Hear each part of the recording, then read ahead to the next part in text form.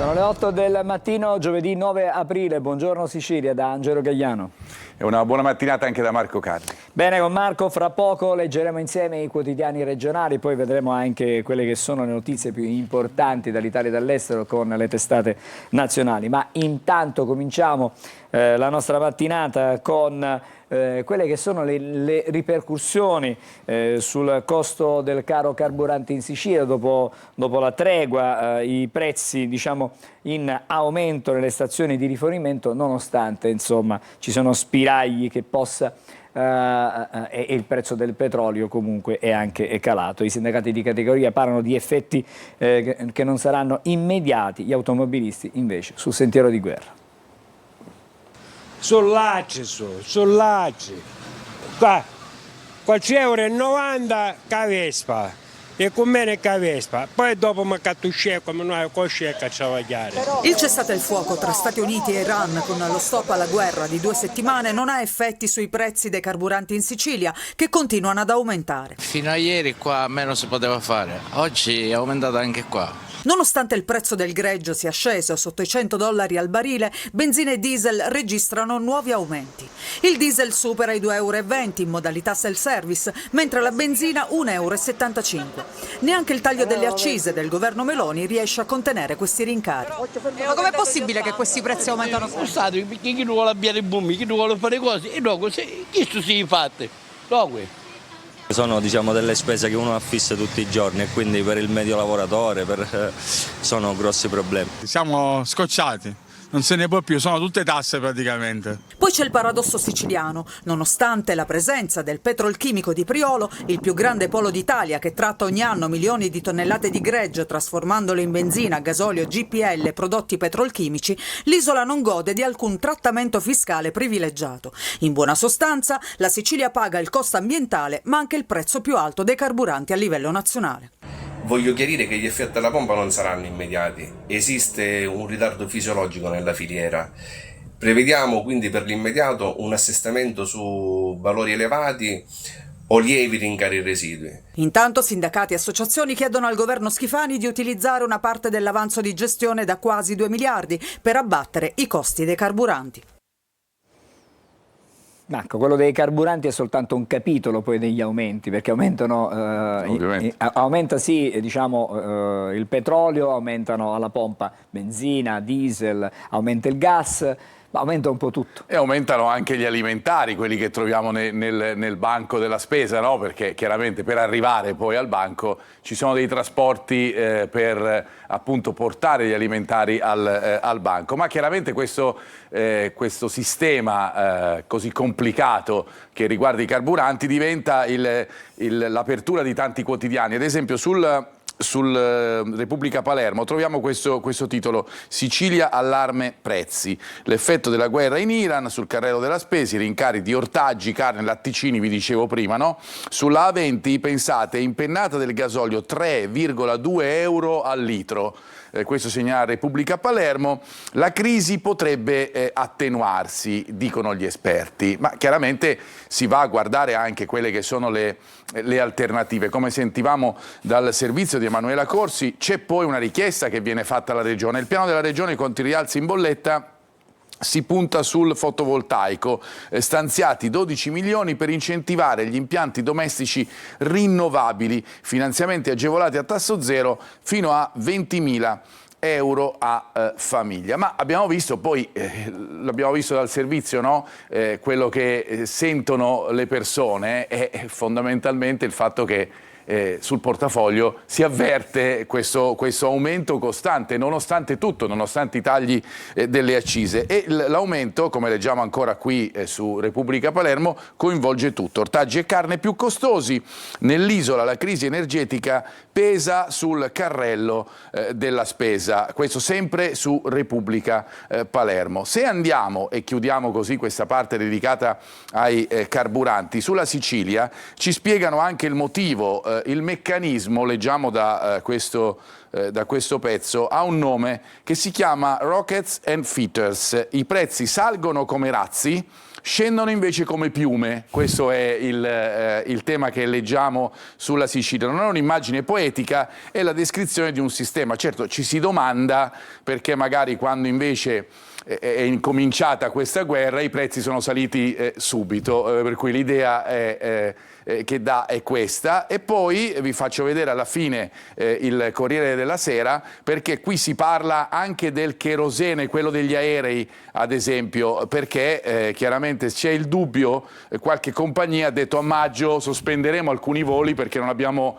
cherosene, non abbiamo benzina. E allora, a margine di un evento, il ministro delle imprese del Made in Italy Adolfo Urso ha detto che non c'è alcuna giustificazione perché il prezzo del carburante aumenti nel settore aereo, tanto più alla luce di quello che è accaduto la notte scorsa con la riapertura, durata però poi poche ore, dello stretto di Hormuz. Ne parleremo. Qualunque forma di speculazione sarà colpita alla fonte. Angelo. Bene, grazie, si fa per dire. Bene, adesso parliamo d'altro, andiamo a Palermo perché c'è un nuovo ricorso alla TAR. Questa volta questo ricorso può anche mettere in discussione la prossima stagione balneare proprio a Mondello, chiedo scusa. Questo ricorso mira a bloccare l'assegnazione con i bandi che sono stati per l'appunto pubblicati dalla Regione. Facciamo il punto nel servizio. Non c'è pace per la spiaggia di Mondello in vista della stagione estiva. La immobiliare italo-belga, la società che ha gestito per 116 anni lo stabilimento balneare lungo il litorale e che si è vista revocare la concessione nei mesi scorsi, ha adesso impugnato il bando con cui la regione siciliana avrebbe voluto riassegnare la spiaggia con 13 diverse concessioni provvisorie per la sola stagione balneare 2026. In base al ricorso della società, i bandi creerebbero un danno alla italo-belga, impossibilitata a partecipare al nuovo bando per effetto del contenzioso in atto proprio fra la società e la regione siciliana sulla revoca della stessa concessione precedente. Il ricorso rischia di paralizzare ogni attività di assegnazione di concessione per la spiaggia di Mondello per quest'anno e dunque di lasciare l'intero litorale senza servizi. Nei giorni scorsi la italo-belga aveva chiesto sempre al TAR di sospendere l'efficacia del primo decreto di revoca della concessione, ma il Tribunale amministrativo ha rigettato quell'istanza. Contro questo provvedimento non è stato ancora depositato un ulteriore ricorso al CGA, anche se gli avvocati della italo-belga lo annunciano a giorni. Di fronte al Consiglio di Giustizia amministrativa, in ogni caso la discussione in secondo grado della richiesta di sospensione della revoca della concessione potrebbe avvenire il 13 o il 14 maggio prossimo, già a stagione formalmente aperta e comunque a ridosso anche di un avvio differito. Marco, è un tema che ormai va avanti da mesi. Da mesi, che ritroviamo puntualmente ogni giorno, perché ogni giorno c'è un capitolo, ne abbiamo parlato nei nostri telegiornali, ne ha parlato anche nel servizio Maglio Viola, e noi lo riassumiamo attraverso una pagina di Repubblica Palermo che ci dà il quadro, come abbiamo fatto nel nostro servizio, della situazione. L'italo-belga non demorde, ricorso contro i 13 bandi, 6 milioni per le spiagge libere. Il rischio, eccolo qua, è che Mondello resti senza concessioni finanziati dalla Regione, docce e bagnini per gli arenili di dominio pubblico. Alcuni imprenditori, si legge ancora, interessati ad aggiudicarsi uno dei lotti, starebbero valutando di impugnare l'avviso dell'assessorato. La Regione va avanti, leggiamo, ieri l'assessorato territorio e ambiente guidato da Giudice Savarino ha pubblicato appunto i 2 bandi attesi che mettono a disposizione 6 milioni di euro per i comuni costieri siciliani che gestiscono spiagge pubbliche. Grazie, adesso c'è la cronaca, c'è ancora da segnalare un episodio di grave violenza nei confronti di una donna, è avvenuto a Caltanissetta, dove un uomo, un giovane di 23 anni, è stato arrestato dalla polizia per aver picchiato l'ex compagna che è incinta al 7° mese. Non si è fatto scrupoli nemmeno davanti al fatto che fosse incinta al 7° mese e ancora una volta l'ha picchiata violentemente. Momenti di paura a Caltanissetta, dove una donna è stata aggredita in casa dal suo ex compagno. Il giovane, 23 anni, avrebbe prima danneggiato la porta d'ingresso dell'abitazione per riuscire ad entrare e poi si sarebbe scagliato contro di lei colpendola con schiaffi e spintoni. Durante l'aggressione le avrebbe anche strappato il cellulare dalle mani distruggendolo. A chiedere aiuto è stata la stessa vittima e poco dopo sono intervenuti gli agenti della Polizia di Stato. Quando le volanti sono arrivate nell'appartamento, il 23enne era ancora all'interno della casa. Si era rifugiato nella camera da letto della donna e si era coricato sul letto vestito come se nulla fosse accaduto. Il giovane è stato arrestato e posto inizialmente agli arresti domiciliari. Secondo quanto emerso dalle indagini, non si sarebbe trattato del primo episodio di violenza. Il 23enne era già stato indagato per maltrattamenti, lesioni e atti persecutori nei confronti della stessa donna ed era stato anche destinatario di un avviso orale del questore. L'arresto è stato poi convalidato dal GIP, che ha disposto nei suoi confronti il divieto di avvicinamento alla vittima ai luoghi da lei frequentati, con l'obbligo di mantenere una distanza di almeno 1000 metri e di non avere alcun contatto con la donna.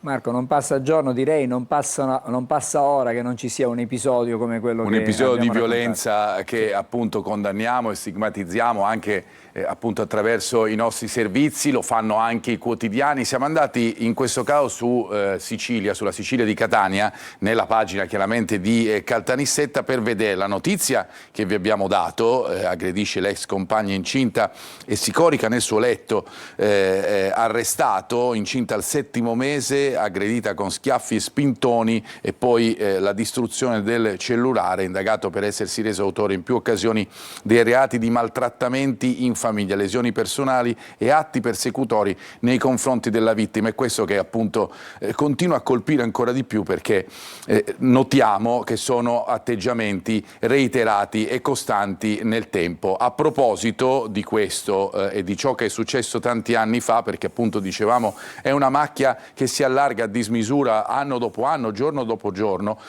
si va a Montedoro, una panchina rossa in memoria di Pina, uccisa dal marito 25 anni fa. Oggi l'inaugurazione in piazza Tortorici, la donna fu trovata ai piedi della scala di casa. Pensate che l'omicida, sono passati 25 anni, è tornato in libertà. A te. Nel catanese ci sono sviluppi per quanto riguarda le indagini dopo l'assalto al bancomat in uno sportello di Mascalucia avvenuto la scorsa settimana. I carabinieri hanno scoperto la base logistica della banda ed hanno arrestato 2 persone. C'è una svolta sulle indagini partite la scorsa settimana dopo l'assalto notturno al bancomat di via Roma a Mascalucia, messo a segno con l'uso di un ordigno artigianale metallico chiamato marmotta, che ha fatto saltare in aria lo sportello. La banda, composta da 4 elementi, all'opera in queste immagini della videosorveglianza, dopo l'esplosione che ha danneggiato l'edificio, non è riuscita a portare via la cassaforte. L'intervento immediato dei militari, dopo un lungo inseguimento, aveva subito portato all'arresto di uno dei malviventi, un 43enne di Francofonte, bloccato in via Calvario a San Giovanni Galermo, che dopo aver perso il controllo dell'auto si è andato a schiantare. I carabinieri di Catania, che da subito hanno avviato le indagini, hanno ricostruito la rete logistica e i presunti fiancheggiatori del gruppo. All'interno di un garage a San Pietro Clarenza, ritenuto punto nevralgico dell'organizzazione, è stato trovato un altro congegno artigianale che ricorda le dimensioni della marmotta, appunto, lo stesso utilizzato per l'assalto, oltre a 400 grammi di una potente miscela esplosiva. Scoperti anche indumenti e oggetti riconducibili alle fasi operative dell'assalto di Mascalucia, ma c'era anche droga di vario tipo, tra cocaina, crack e marijuana. I carabinieri hanno arrestato un 46enne e una 36enne, entrambi di San Pietro Clarenza. I 2 sono stati portati nel carcere di Piazza Lanza, mentre l'esplosivo è stato fatto brillare dagli artificieri. Marco, vediamo un po', perché gli assalti al bancomat comunque si ripetono e si susseguono anche in questo caso, con una certa esatto, come nelle notizie precedenti, esatto. Troviamo appunto questa che è un'altra notizia che si ripete nel tempo, è l'apertura del nostro sito Sicilia Web, su cui vi porto subito, ed è questo il titolo: assalto al bancomat di Mascalucia, nel garage un'altra marmotta, l'abbiamo sentito nel servizio di Simona Mazzone, e la flash powder, individuata la base logistica della banda a San Pietro Clarenza. Che cos'è la flash powder? È una miscela esplosiva. Siamo entrati proprio nel pezzo del nostro sito. Grazie alle indagini sono stati individuati la rete logistica e i presunti fiancheggiatori del gruppo. Per prima cosa è stato localizzato, come abbiamo sentito, un garage a San Pietro Clarenza, ritenuto punto nevralgico dell'organizzazione. All'interno è stato trovato un altro congegno artigianale, appunto del tipo marmotta, lo stesso utilizzato per l'assalto, oltre a 400 grammi di questa miscela esplosiva pronta, Angelo, a proposito della ripetitività di queste azioni, per essere impiegata in altri colpi. Restiamo a Catania, stavolta parliamo di zona industriale perché è stato finalmente stilato il cronoprogramma di interventi per la riqualificazione. Il punto nel servizio. A distanza di 8 mesi dalla conferenza stampa che annunciava interventi per 50 milioni di euro, finalmente qualcosa si muove alla zona industriale di Catania. Secondo un cronoprogramma ben definito, i primi cantieri si apriranno alla fine del mese sulla terza strada, cui si riferiscono le immagini, e l'inizio dei lavori è subordinato alle attività preliminari di pulizia tra l'incrocio con la 20ª strada fino all'intersezione con la 13ª strada. Siamo nel blocco cosiddetto Pezza Grande, attualmente in stato di totale abbandono, dove i pericoli sono molteplici, da quel che resta di marciapiedi alle buche, passando per la vegetazione incolta che ricopre persino la segnaletica già di per sé fatiscente. L'ultima settimana di aprile partiranno i lavori proprio appunto da questa strada in cui ci troviamo in questo momento, e speriamo che possa diventare una realtà, soprattutto che possa mettere in sicurezza l'area. I marciapiedi presumo e spero, auspico che facciano parte di quello che è la riqualifica del manto stradale. Per quanto riguarda gli sparti traffici è ben evidente che gli stessi non permettono né una chiara visibilità e soprattutto un pericolo enorme di incendi per tutti i lavoratori. Sarà un miraggio perché una cifra così importante nella zona industriale non è mai stata stanziata. È anche vero che è una goccia in un mare rispetto ai lavori che dovrebbero essere fatti. In attesa di interventi concreti si corre ai ripari con i soliti rattoppi, come in questa rotatoria all'altezza della 13ª strada, la cui pericolosità era stata evidenziata con alcuni avvisi nelle aziende come ST. Le voragini sono state finalmente tappate, restano gli enormi cespugli che invadono la sede stradale, nascondendo in parte anche i guardrail. E adesso andiamo a chiudere la rassegna stampa regionale, Marco.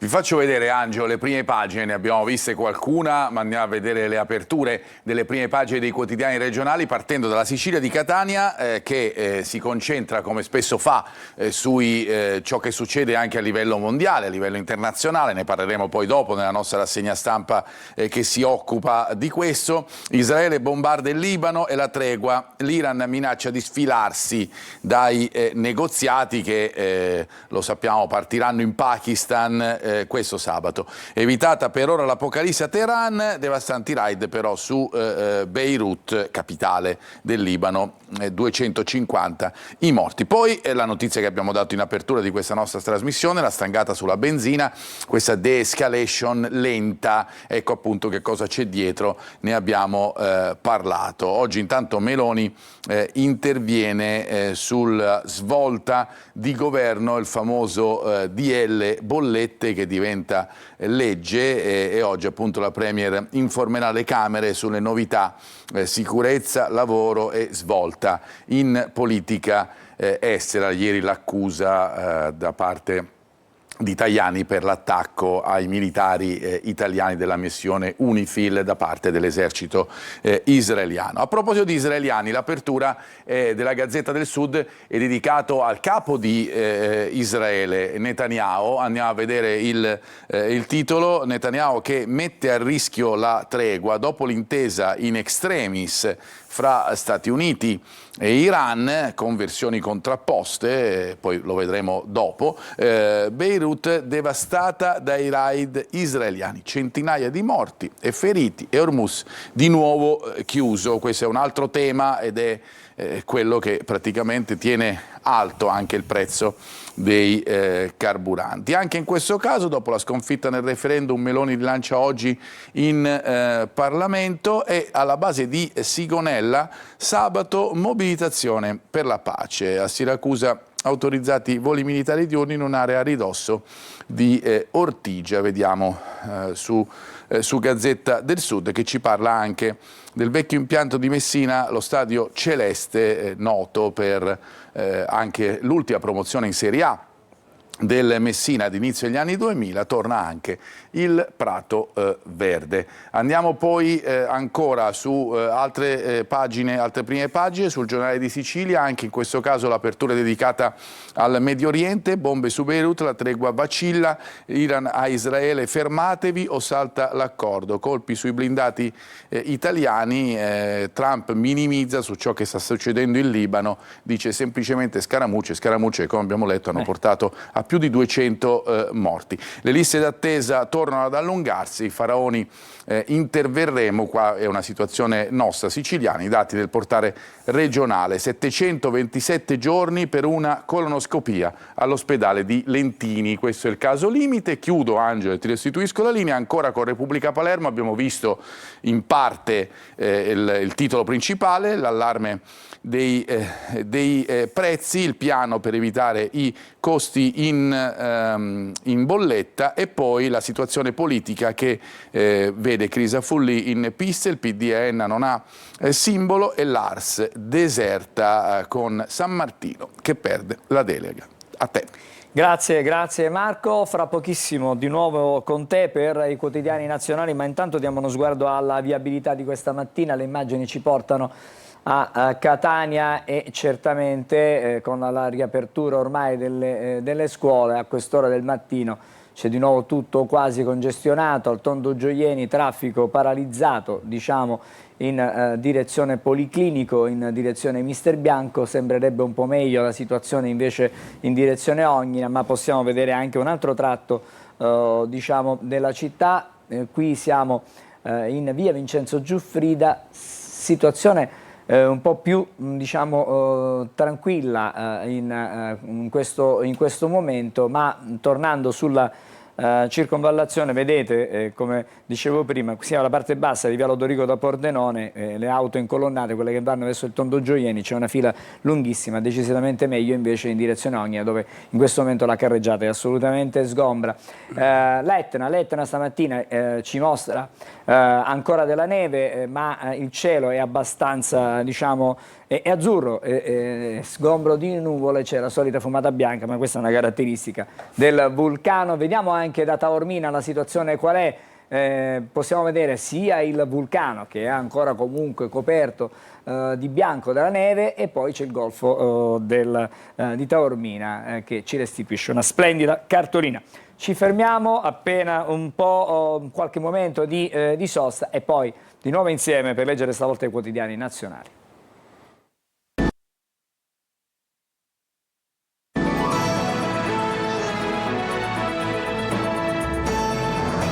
Subito alla postazione della rassegna stampa con Marco Carli. E andiamo a parlare, Angelo, del tema che abbiamo appena sfiorato, ovviamente con i quotidiani regionali, quello che sta succedendo in Medio Oriente, ma non solo in Medio Oriente, con le scelte di Stati Uniti e Iran, le trattative di pace, questa tregua di 15 giorni, tregua appesa a un filo in bilico, lo leggeremo su molti quotidiani e questo è il tema che arriva. Perché in bilico? Perché nel frattempo Israele continua a bombardare il Libano, escluso secondo Israele, Hezbollah escluso appunto da questa tregua. Nel frattempo cala il prezzo del petrolio, ma come abbiamo visto anche nella cronaca regionale non diminuiscono i prezzi al dettaglio, diciamo, dei carburanti. C'è un po' tutto questo nei quotidiani nazionali, andiamo a vedere. Intanto vi porto sull'ANSA subito, ansa.it, per farvi vedere quelle che sono le ultime notizie.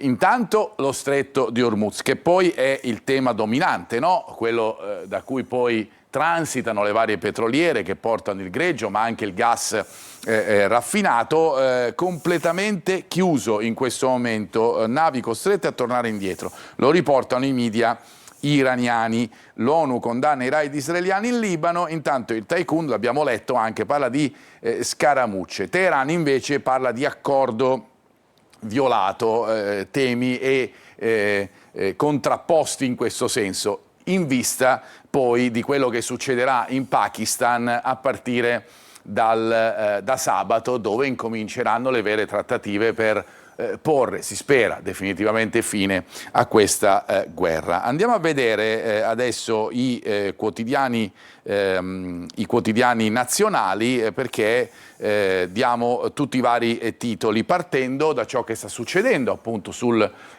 campo. Lo fa il Corriere della Sera, con queste immagini che della tregua non hanno assolutamente nulla. Guardate questa esplosione appunto alle spalle di questo palazzo, raid a Beirut, la tregua che vacilla, attacco di Israele, centinaia di morti, spari sui caschi blu italiani, l'ira di Meloni, ora basta, si fermino. L'Iran, che appunto minaccia, o in parte ha già fatto, di ribloccare lo stretto, così non si negozia, negoziati appunto che dovrebbero partire fra 48 ore.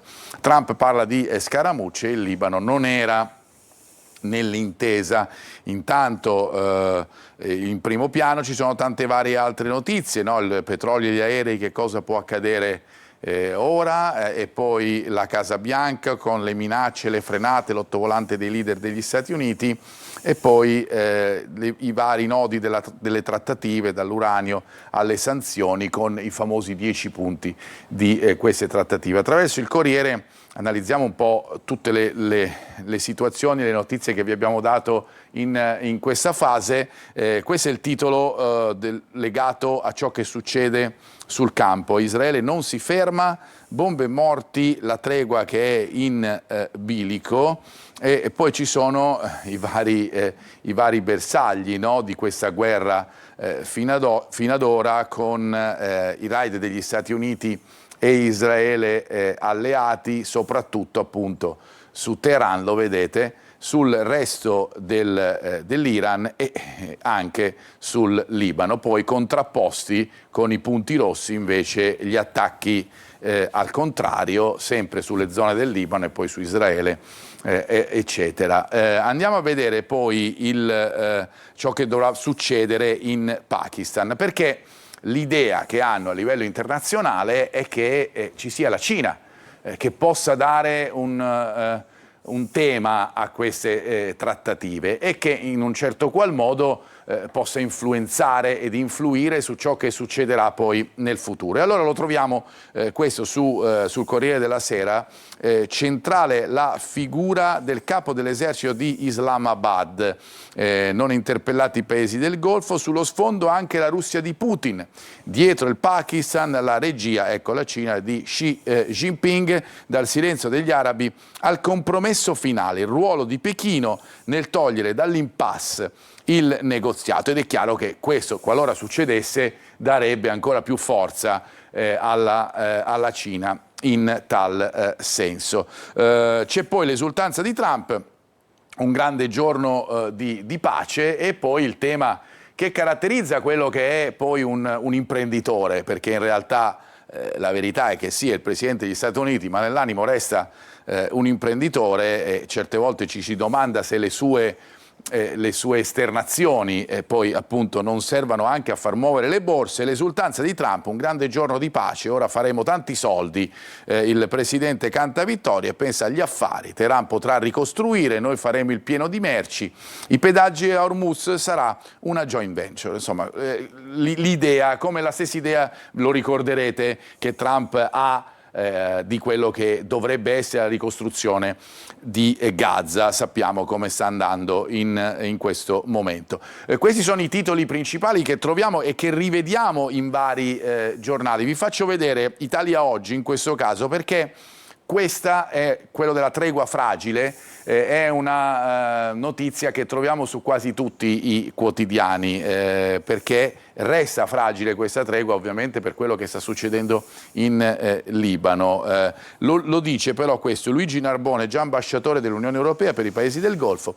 Continuano infatti le ostilità di Israele in Libano, problematica anche la riapertura immediata di Hormuz. Questo leggiamo su Italia Oggi. Oltre le notizie legate appunto al mondo, a ciò che succede sul campo, in questo caso specificatamente in Libano, ci sono poi tutte le interpretazioni politiche delle attività svolte sia dagli Stati Uniti che dall'Iran. Sul Foglio troviamo questo articolo: la tregua appesa al filo delle ipocrisie, il cessate il fuoco parte fiacco, tutti proclamano vittoria, sapendo che non esiste un compromesso possibile. Questo è un tema, in effetti, perché se voi andate a guardare, gli Stati Uniti parlano di una vittoria degli Stati Uniti e l'Iran parla di una vittoria dell'Iran. Stiamo andando verso le trattative di sabato.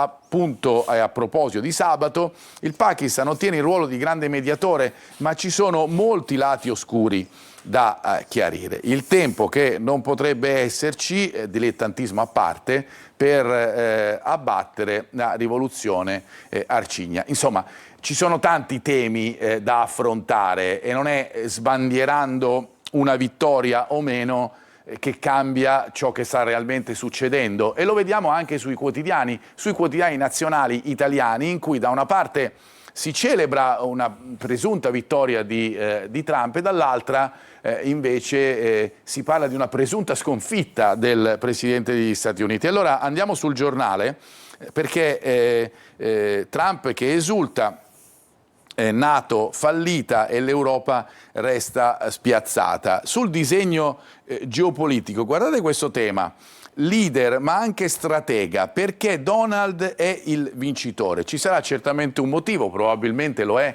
anche per quello che, come dicevamo, per come influenza l'attività del mondo, anche con le sue parole. Bisognerà vedere se uscirà vincitore da questa guerra e dalle decisioni che ha preso. Però qui appunto si parla di un Donald stratega. Poi invece andiamo sul Fatto Quotidiano e si parla di apocalisse, ma per gli Stati Uniti. L'Iran vince la tregua, ma Bibi, cioè Netanyahu, fa un sabotaggio con altre stragi. Teheran si tiene Hormuz, la disfatta di Trump dietro a Netanyahu che bombarda Iran, Beirut e italiani UNIFIL. Per cui vedete come viene anche interpretata in un modo diverso la notizia. Da una parte appunto gli Stati Uniti, dall'altra parte l'Iran. Ricordiamoci che Trump aveva, prima di arrivare alla tregua, aveva minacciato appunto di colpire l'Iran in modo veemente proprio nella stessa notte. Sulla Verità troviamo appunto questo tema, perché anche lì la domanda degli osservatori, che in questo caso si fa la Verità, da dove derivino le varie indicazioni che arrivano da parte del Presidente degli Stati Uniti. Allora, l'ultima piroetta di Trump, e questo è il titolo della Verità: dalla cancellazione della civiltà alla tregua. Stiamo parlando di notizie che si sono diffuse nel giro di poche ore, per cui Trump che minacciava la cancellazione della civiltà e poi si è arrivati invece alla tregua. Però tutto questo, vede il lato positivo la Verità, forse ci evita il lockdown, 2 settimane per trattare, mediatore il Pakistan, i mercati ci credono, tuttavia le incognite restano tante. Restano talmente tante le incognite che il Riformista parla di trappolone per quanto riguarda questo cessate il fuoco, perché secondo il Riformista il cessate il fuoco è un assist al paese medio orientale, l'Iran, che ora si riorganizzerà. Intanto Israele tira dritto con Hezbollah per respingere le minacce, sul Libano non incluso negli accordi nuovi raid antiterrorismo. E poi per chiudere, come abbiamo accennato già nelle cronache legate alle pagine regionali, c'è poi la situazione dell'economia, con il prezzo del petrolio che scende, le borse che danno fiducia alle parole del Presidente degli Stati Uniti, ma si fanno anche un po' di conti.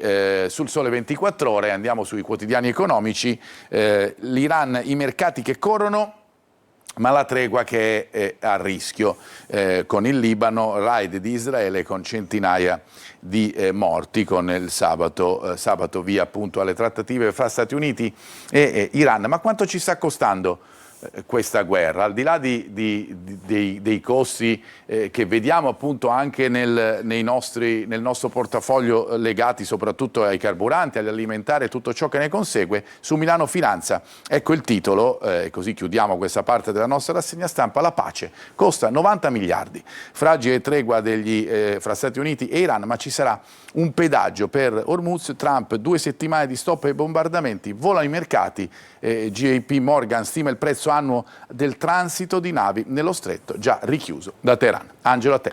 Grazie Marco, fra poco saremo di nuovo insieme a te più avanti nel corso della mattinata, ma intanto noi ci dobbiamo fermare e poi il primo ospite della mattinata.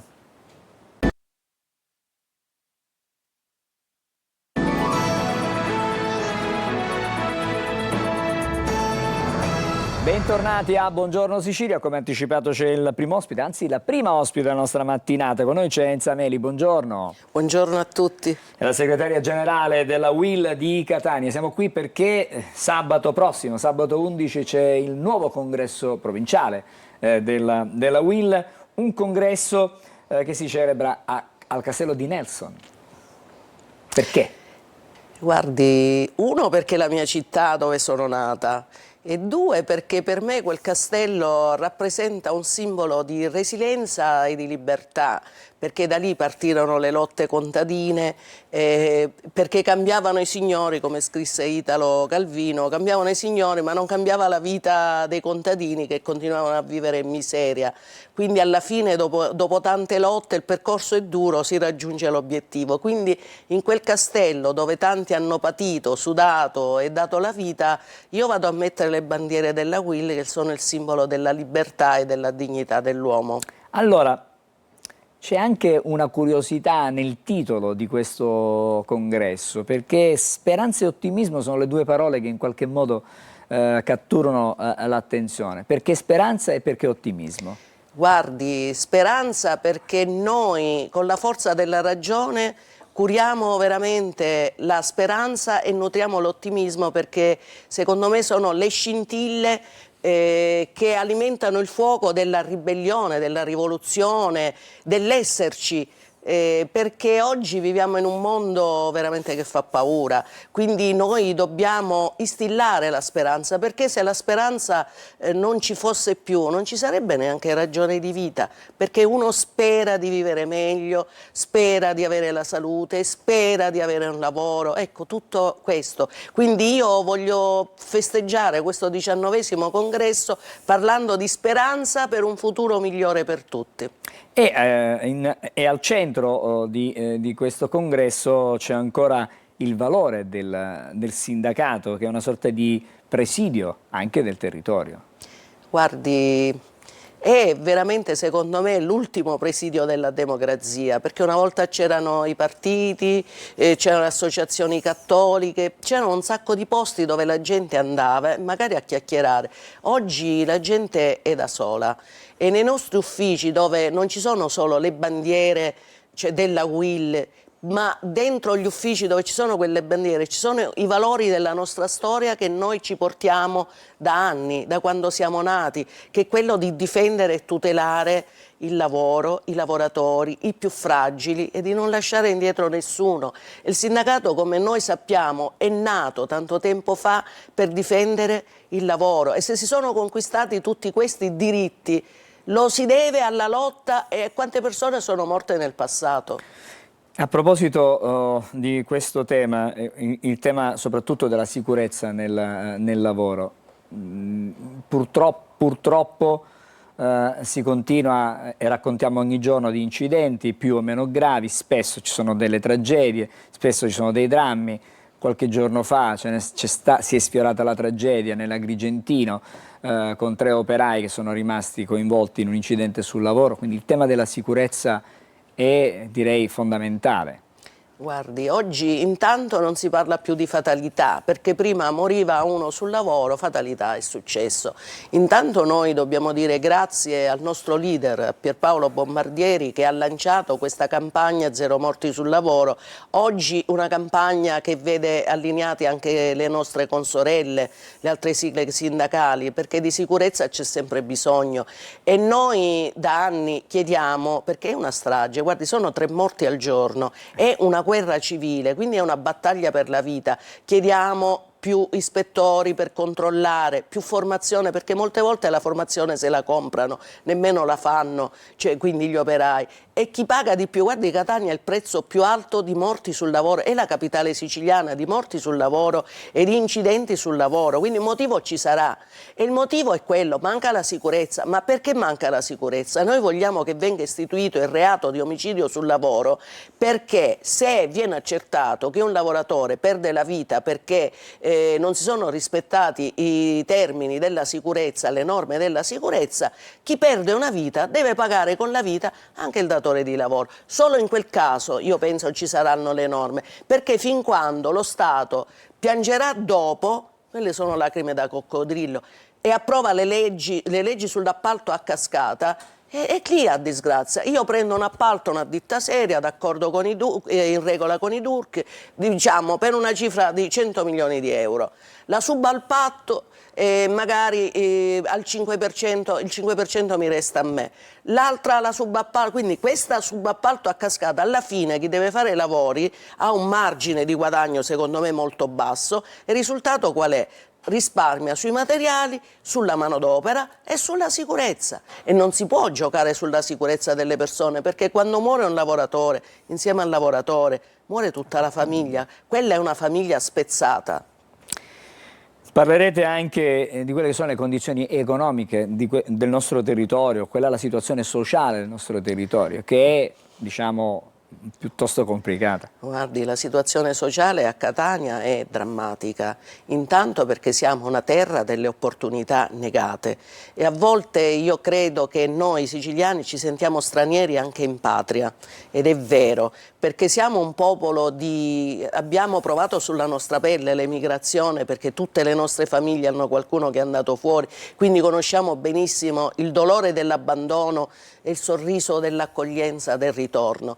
Però c'è molta fame di lavoro, quindi noi vogliamo sempre opportunità e investimenti che purtroppo in Sicilia puntualmente ci fanno odorare, ci passano sotto il naso e non arrivano. Noi con quella mano tesa, è una mano tesa in cerca di opportunità, non mendichiamo come ci definiscono altrove, perché i siciliani sono un popolo di eroi e di guerrieri, perché resistere in questa Sicilia, mi creda, veramente siamo forti, quindi noi scendiamo a patti con chi rispetta le regole e rispetta i lavoratori. Certo non possiamo sederci ai tavoli dove i lavoratori si prendono per fame e dice se vuoi questo vieni, se no non vieni. Molte volte purtroppo vanno perché il pane lo devono portare pure loro, e questa è tutta la carenza di lavoro, quindi fa piacere a qualcuno che noi viviamo ancora sotto questo gioco terribile della fame di lavoro. Io vorrei che la nostra politica si svegliasse finalmente, si svegliasse e incominciasse ad ascoltare la gente e i problemi che ci sono nel territorio, cosa che non fa. Si sveglia durante la campagna elettorale e poi torna in un letargo di relax, tranquillamente, però mentre loro stanno bene, ecco, dovrebbero fare stare bene pure a noi. Abbiamo parlato delle fragilità, diciamo, del tessuto sociale, del nostro tessuto sociale, ma c'è un tessuto che riguarda anche il territorio, che è fragile. Il nostro è un territorio fragile. Guardi, lei mette proprio il dito dentro la piaga. Da quando sono stata eletta segretaria generale della UIL, vivendo a Bronte, quindi conosco benissimo il vulcano e i terremoti, io chiedo, e purtroppo è la Regione che deve rispondere, perché abbiamo tutte le caratteristiche per essere in fascia 1 come sisma di terremoto, perché questa è una zona veramente fragile, eppure solo su 58 comuni nel territorio di Catania solo 4 ne fanno parte, quindi già basterebbe solo questo e mettere in sicurezza tutti gli immobili. Si immagini un po' come partirebbe la nostra economia, eppure malgrado le denunce che ha fatto la UIL niente si è mosso. Io ho invitato tutta la parte politica nel passato e nel presente, perché io continuo a ripetere, noi siamo un sindacato di proposta e di protesta, ma non diciamo no a prescindere perché non ci piace il colore politico o sì perché ci piace. Noi siamo là perché dobbiamo difendere il lavoro e la dignità delle persone, e quindi che ben vengano da qualsiasi parte, ma che vengano. Il problema è che non vengono, non si muove niente. Abbiamo un minuto prima di chiudere il nostro appuntamento. Non possiamo oggi non parlare di quelle che sono le difficoltà legate al caro energia. Abbiamo sentito, abbiamo letto fino a poco fa i quotidiani, benzina che è aumentata, è schizzata in alto non appena ci sono stati i primi venti di crisi. Adesso c'è una parvenza, diciamo, di possibilità di avere una tregua, e però i prezzi non si abbassano, prezzi dei carburanti, che si portano dietro poi l'aumento di tutti i prezzi. Purtroppo diventa difficile vivere, diventa difficile curarsi, diventa difficile muoversi, diventa difficile comprare anche il necessario perché tutto è più caro, e quindi significa che ancora una volta per i siciliani veramente c'è la disperazione, perché siamo un popolo di viaggiatori e in ogni caso ti devi muovere, i mezzi non funzionano così bene, magari a Catania sì, ma chi viene dai paesi vicini ha difficoltà e quindi ancora una volta purtroppo devo dire che noi patiamo per scelte scellerate di folli. Grazie a Enza Meli per essere stata con noi questa mattina, la segretaria generale della UIL di Catania. Ricordiamo sabato prossimo, sabato 11, c'è il congresso della UIL a Bronte. Grazie, ci fermiamo fra poco, cambieremo argomento e parleremo di polizia municipale in monopattino a Catania. Devi sapere che i funghi pleurotus, questi di qui, trattati con aglio, prezzemolo e un po' della loro acquetta, hanno un sapore quasi come se fossero vongole. Ah, precise per proprio. Cui facciamo un falso ragù. Cioè, stavo pensando la stessa cosa, diciamo, guarda queste vongole fresche, di acitrezza. Dove le pescate? Ecco, facciamo questo lavoro qua. Sono quelle dell'Argentina? No, sì, esatto, quelle... guarda, si stanno schiudendo.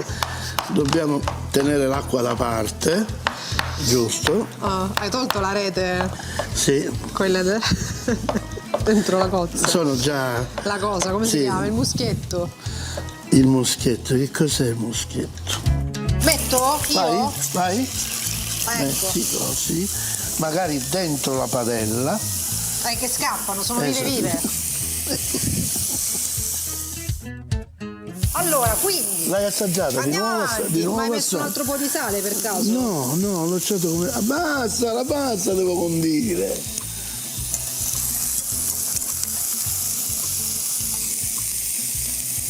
Com'è? Cai. C'è un pezzo di conchiglia di dentro. Cioè, ma è normale? È normale? A questo punto. Allora, eccoci, siamo di nuovo insieme. Prima di presentarvi l'ospite che è già in studio con me, vi devo dire che c'è stata un'operazione dei finanzieri di Caltanissette che hanno arrestato 2 persone che operavano in provincia di Napoli e sono stati trovati all'interno di un fabbricato che è dedicato tutto al confezionamento e alla spedizione di pacchi contenenti ingenti quantitativi di droghe che poi era destinata all'intera penisola. Un giro di cocaina, hashish e marijuana che veniva pubblicizzato, pensate, e venduto attraverso i social. Un profitto che si aggira a superare 2 milioni di euro dal 2024 in poi. Così almeno le prime indicazioni, chiaramente approfondiremo la notizia nel corso dei nostri telegiornali. Buongiorno, è con noi Stefano Blasco, buongiorno. Buongiorno. È il vicecomandante della Polizia Municipale di Catania. Perché siamo qui stamattina? Prima ho detto, prima della sosta, prima di fermarci, parleremo di Polizia Municipale in monopattino. Un esperimento che è cominciato alla fine di febbraio, se non ricordo male. Abbiamo instaurato questo nuovo servizio di Smart Police che, devo dire, sta dando ottimi risultati in termini sia di efficacia, di controllo del territorio, ed è un servizio che esce un po' fuori dai paradigmi chiaramente classici della polizia. Come funziona? Come agite? Semplicemente, per dirla in termini semplici, piuttosto che fare il servizio appiedato nell'isola pedonale, il servizio viene svolto in monopattino. Perché questa scelta? Perché essenzialmente è un mezzo di micromobilità ormai diffusissimo. Esatto, abbiamo sperimentato appunto anche una divisa con maggiore visibilità, devo dire che sono un punto di riferimento per quanto riguarda tutta l'isola pedonale. In questo modo l'isola pedonale viene coperta in tutta la sua lunghezza, perché via Etnea stiamo parlando di oltre 1 chilometro di isola pedonale, quindi a piedi era una cosa diversa. Quanti sono i vigili che agiscono in quel tratto in contemporanea? Allora, generalmente il servizio ottimale è svolto da 4 unità di Smart Police. Quando possiamo facciamo il tratto vicino alla Piazza Duomo, che sarebbe lo Smart 1. Per il resto arriviamo fino alla Villa Bellini. Quindi questo è un servizio che fino ad oggi appunto ha dato ottimi risultati. Cosa possiamo dire? Ha dato ottimi risultati, quindi possiamo tracciare un bilancio? Allora, i bilanci in termini di sorveglianza sulla sosta hanno triplicato quelle che erano i verbali, appunto, quindi l'attività repressiva si è chiaramente aumentata. E che tipo di verbali? Sì, chiaramente non soltanto la sorveglianza sulla sosta, che era un po' l'anello debole di quest'isola pedonale, però soprattutto anche si comincia a sorvegliare quella che è la circolazione sull'isola pedonale, quindi di altri monopattini, di biciclette elettriche e tutto quello che chiaramente andava un po' a disturbare quello che è la serena fruizione dell'isola pedonale. Questo servizio, che è appunto una novità, fa parte appunto di questa attività di rinnovamento che è stata fortemente voluta dall'amministrazione, dal sindaco, dall'assessore, e noi ci siamo appunto impegnati sia in questo tipo di servizio, ma anche per esempio un altro servizio che sta dando eccellenti risultati è quello della polizia giudiziaria, con dei giovani che stiamo formando e che stanno avendo anche loro eccellenti risultati.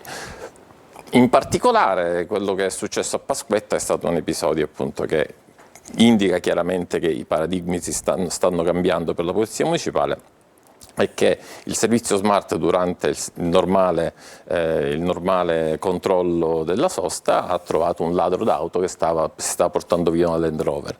C'è stata una piccola colluttazione, è stato arrestato e poi chiaramente processato. Quindi un maggiore controllo del territorio. Sì, il controllo del territorio è chiaramente molto più efficace, perché col monopattino si arriva molto prima e si copre più.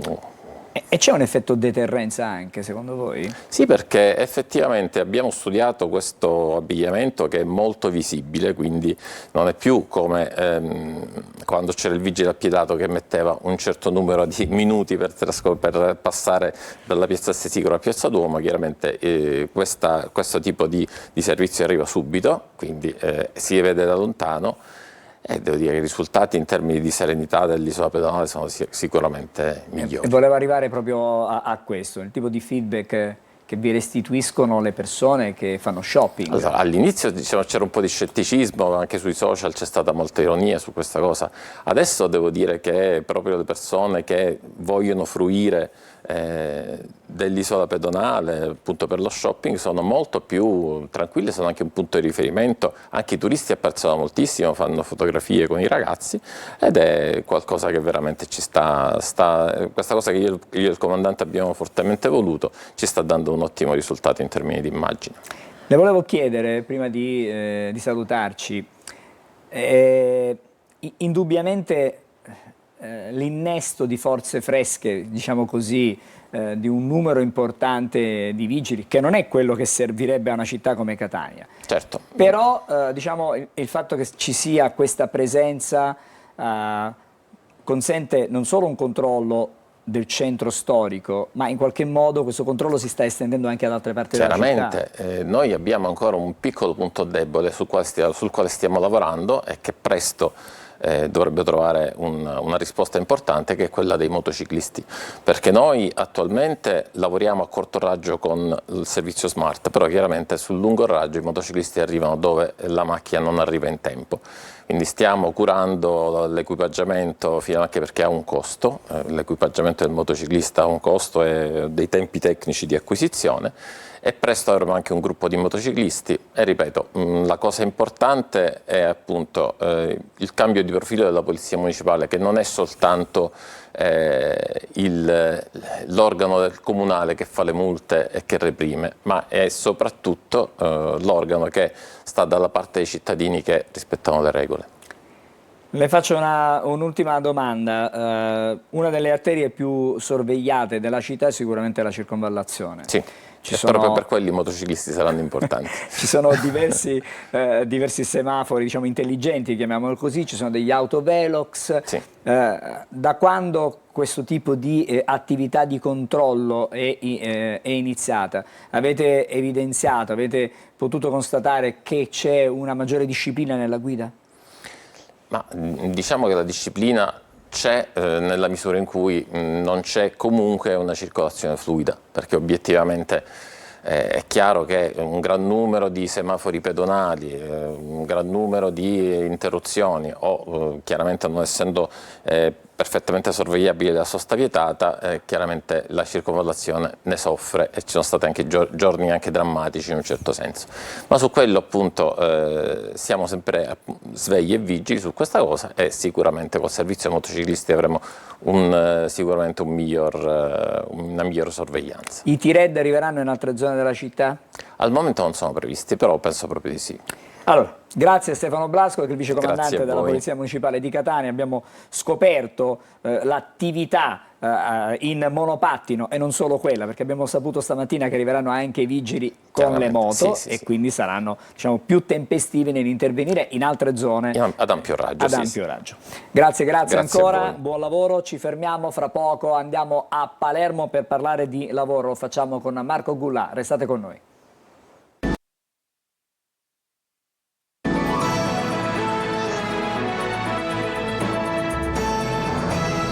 Bentornati a Buongiorno Sicilia, come anticipato adesso andiamo a Palermo, c'è Marco Gullà e stamattina a Palermo, considerata la grande fame di lavoro che c'è in Sicilia, c'è un evento particolarissimo, una sorta di colloquio all'aperto, ci sono dei colloqui all'aperto per cercare un lavoro. Buongiorno Marco e buongiorno anche al tuo ospite. Sì, eccoci qua Angelo, siamo infatti proprio davanti al Teatro Massimo in Piazza Verdi. Sì, siamo colloqui all'aperto, ma soprattutto è un tema molto importante. Ci sono tantissimi giovani che hanno mandato dei curricula e che verranno appunto adesso, tra virgolette, consultati dalle varie aziende che hanno partecipato a questo evento. Noi siamo in compagnia del presidente dell'Ordine dei Consulenti del Lavoro, il dottore Antonino Alessi. Chiediamo subito. È un evento decisamente importante, facciamo passare una sirena, è un evento decisamente importante anche perché, Presidente, proprio qualche giorno fa sono usciti dei dati abbastanza in chiaroscuro che dicono che 7.000 laureati all'anno lasciano la Sicilia. Queste sono iniziative anche per provare a trattenere questi giovani qui.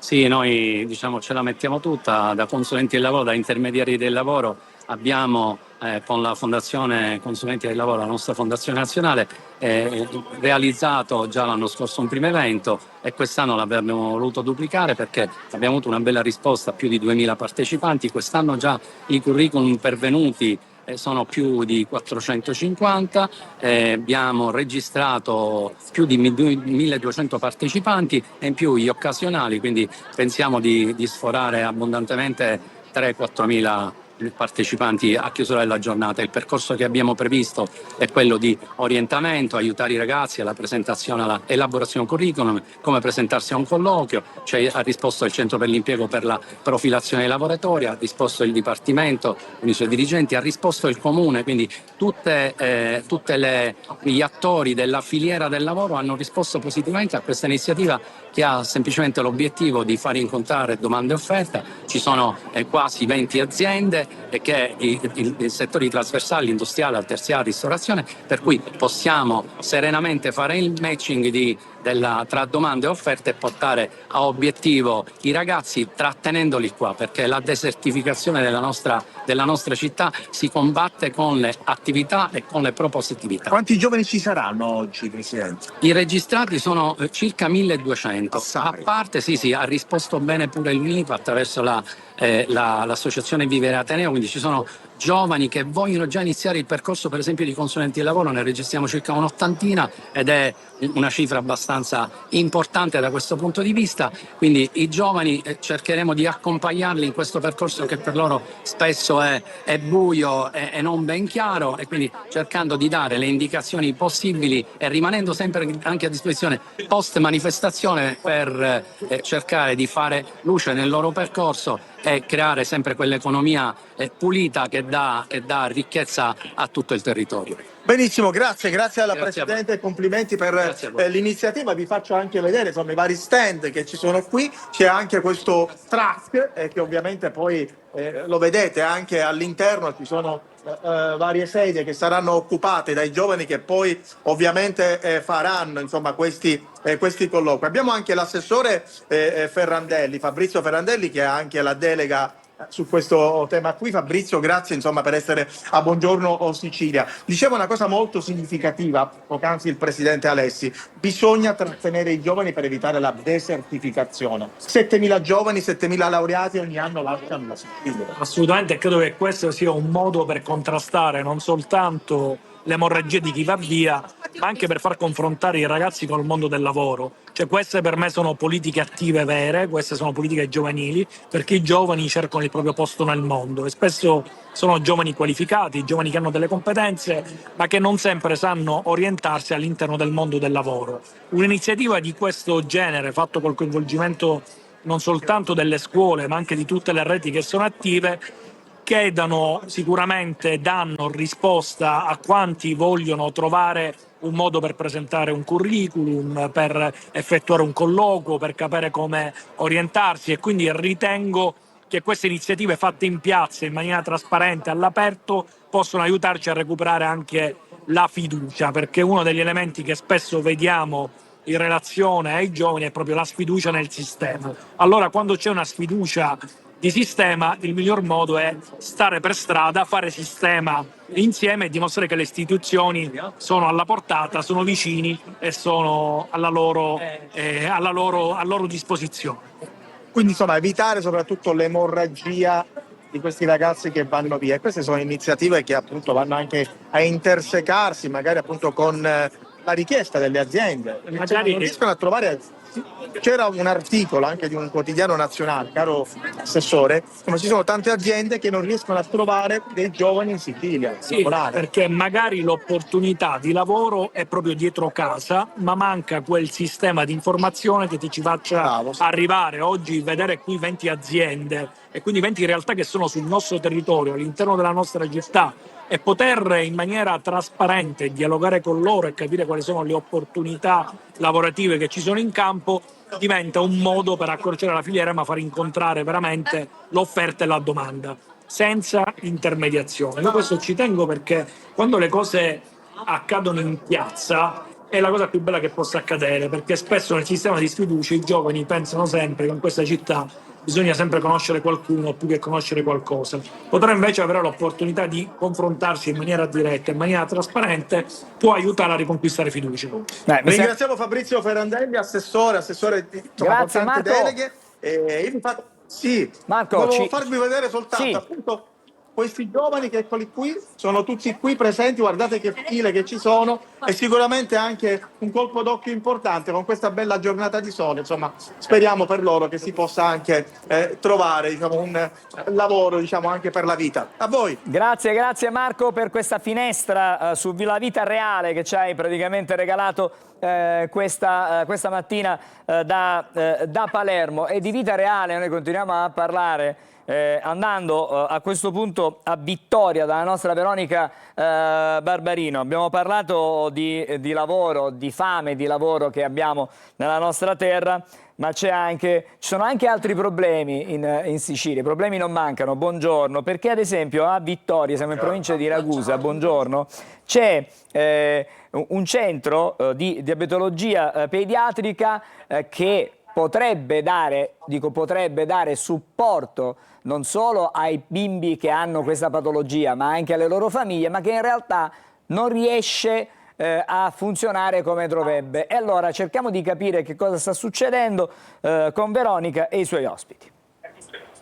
Sì, buongiorno Angelo, sono con due genitori di ragazzi con diabete di tipo 1 e sono Paola Martins e Nino Bandiera, che oggi con noi parleranno di questo centro satellite di diabetologia pediatrica di Vittoria, che è una delle strutture dell'ASP di Ragusa, che però è carente di personale e di conseguenza di servizi.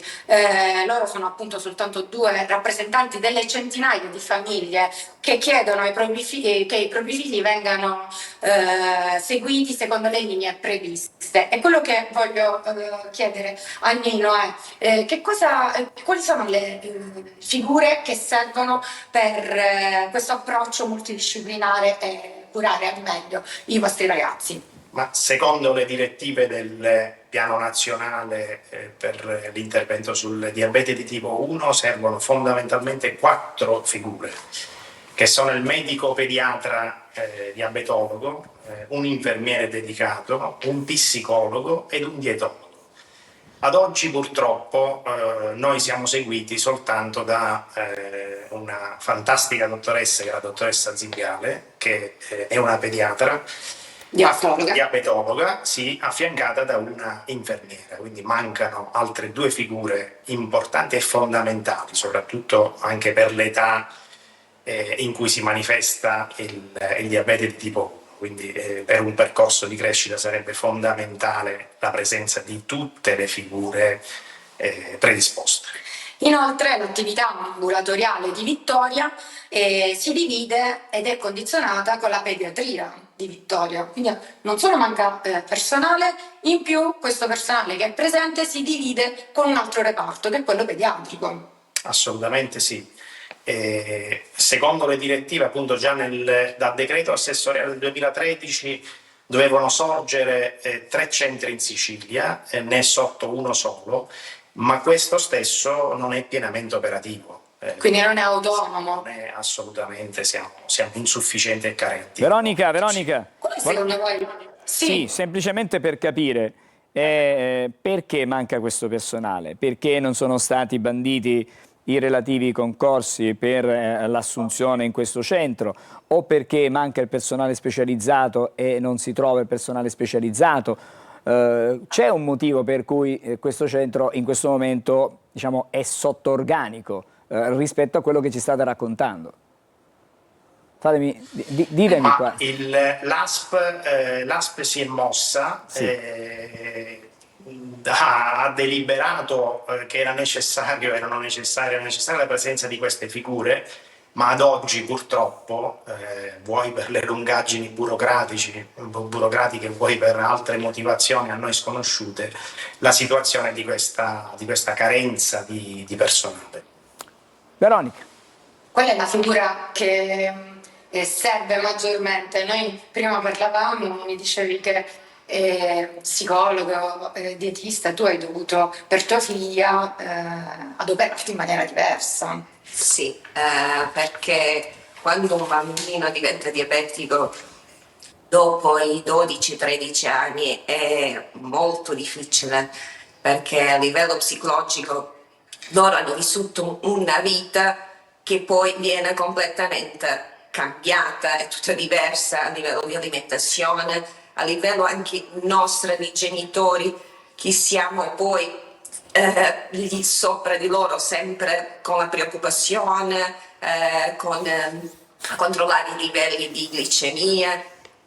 E noi come famiglia ci siamo rivolti veramente a un psicologo privatamente che ci ha aiutato ad oltrepassare tutta questa novità, che è una novità bruttissima, veramente. Quindi, e questa figura sarebbe sicuramente ottimale averla all'interno del centro di Vittoria, no? Purtroppo, appunto, come abbiamo capito, mancano le risorse. Ma queste criticità, Angelo, non è che riguardano soltanto a livello locale Vittoria, diciamo che la Sicilia proprio ne risente, nonostante sia la regione che abbia un numero più elevato di casi di diabete 1, però è la peggio organizzata. Giusto? Assolutamente, cioè, paradossalmente oggi la Sicilia ha, secondo i dati nazionali, il più alto tasso di incidenza di diabete di tipo 1, ma è allo stesso tempo la regione meno strutturata. E questo è un grosso problema per le famiglie, ma soprattutto per la sanità, per i costi sanitari. Pensiamo a quanto si potrebbe risparmiare avendo una rete ben strutturata, questo indubbiamente. Cosa manca in questa rete? Manca un'organizzazione. Pensiamo che in Sicilia ad oggi noi dovremmo avere 3 centri satelliti, ne abbiamo uno, e questo che abbiamo non funziona neanche bene.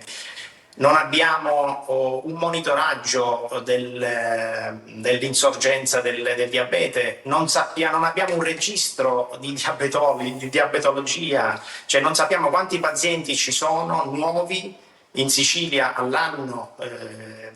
Quelle poche associazioni che ci sono hanno difficoltà a reperire dei dati. È una situazione veramente che ha bisogno di un intervento ma immediato. Anche perché è un problema per un discorso di fondi. Sì, no, Veronica. Assolutamente. Sì. Volevo a questo punto a chi va rivolta questa interlocuzione? Immagino alla Regione a questo punto. Non ci sono altre... Alla Regione, all'assessorato alla sanità, all'ASP locale, sì, a coloro i quali possono... Le chiedo scusa, lei diceva prima che l'ASP locale si è mossa in qualche modo. Chiaramente l'ASP si muove, si interfaccia con l'assessorato regionale, non ci sono dubbi da questo punto di vista. E allora il terminale ultimo di questa catena è sempre la Regione con l'assessorato alla sanità. E allora noi stamattina da Buongiorno Sicilia rivolgiamo un invito all'assessore alla sanità perché in qualche modo si faccia qualcosa per il centro e si faccia qualcosa per gli altri centri che non sono mai nati e che dovrebbero nascere. Perché è questo il vero problema, cioè la sanità pubblica deve essere sostenuta e supportata a 360 gradi e grazie al vostro appello stamattina conosciamo anche una realtà che non tutti chiaramente sanno e che fortunatamente per loro non vivono, ma chi è dentro a questo, non dico, è un problema serissimo, è una sorta di dramma per una famiglia che si ritrova con un bambino, con una bambina che ha il diabete, perché come diceva prima la signora, la bambina deve cambiare assolutamente, il bambino le abitudini, ma deve essere anche sostenuto, supportato da parte della sanità e i genitori, le famiglie risentono tantissimo. Quindi io vi ringrazio, purtroppo il tempo nostro è sempre pochissimo e dobbiamo correre, però stamattina questa finestra che abbiamo fatto con Vittoria può servire, mi auguro, spero, sia raccolta da chi di dovere, intanto dall'ASP di Ragusa, che in qualche modo si possa di nuovo muovere e rientrare in contatto con l'assessore, se non l'ha fatto di recente, per attivarsi in modo tale che insomma si possano risolvere questi problemi, perché è davvero un peccato, si sprecano risorse, si sprecano energie e soprattutto non si dà poi un servizio utile alla comunità. Grazie alla nostra Veronica Barbarino, grazie ai suoi ospiti e speriamo bene. Ci fermiamo qui, ma per pochissimi istanti il tempo, perché noi a Buongiorno Sicilia cambiamo argomento da un momento all'altro, il tempo della sigla, perché c'è l'oroscopo e ci sono le notizie sulle stelle e non solo del nostro Marco Amato.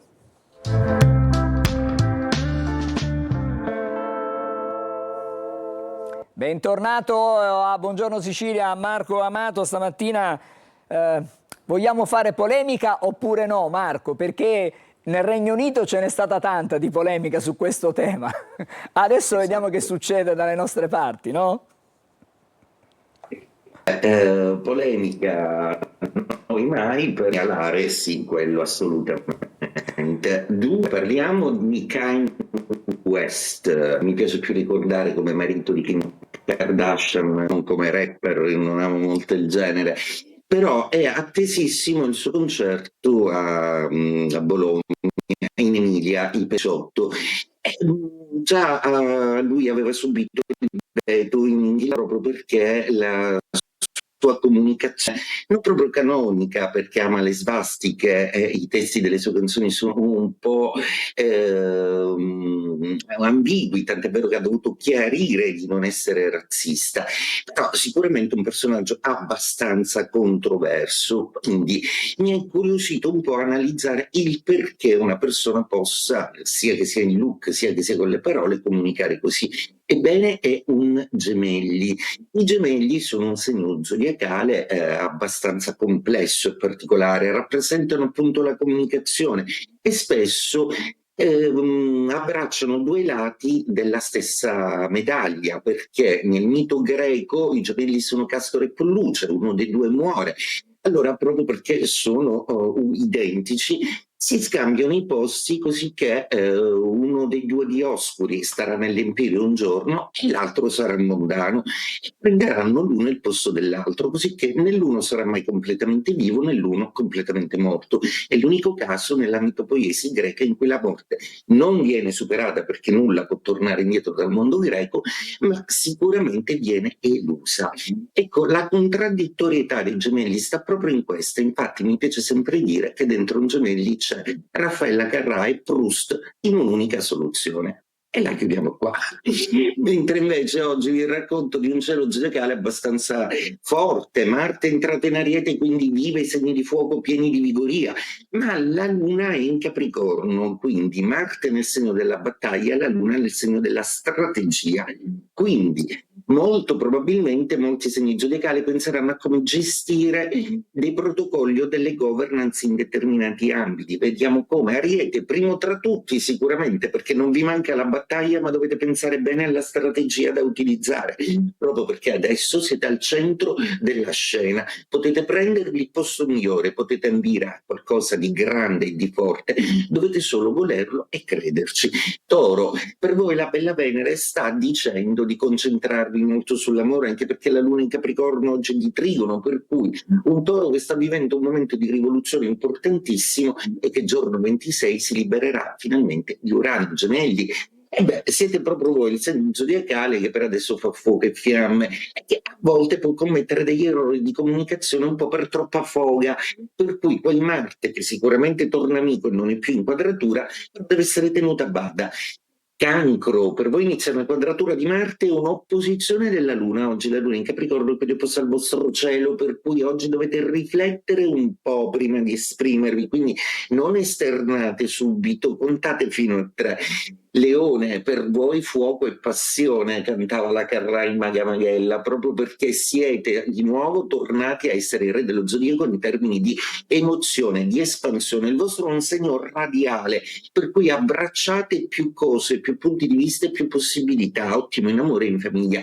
Vergine, Luna di Trigono per voi ottimizza tante faccende che hanno a che fare con l'amore, ma soprattutto col lavoro e con l'economia. Quindi una Vergine tutelata e garantita che ritorna a ricostituire un po' il suo mondo perfettamente funzionante come un orologio svizzero. Bilancia, Luna di quadratura, oggi Marte d'opposizione. Inizia per voi una fase planetaria in cui dovete necessariamente mettere tante cose a posto che hanno a che fare con l'amministrativo, con il legale e anche con i punti di vista di interrelazione col partner, di cosa che ci si aspetta da chi.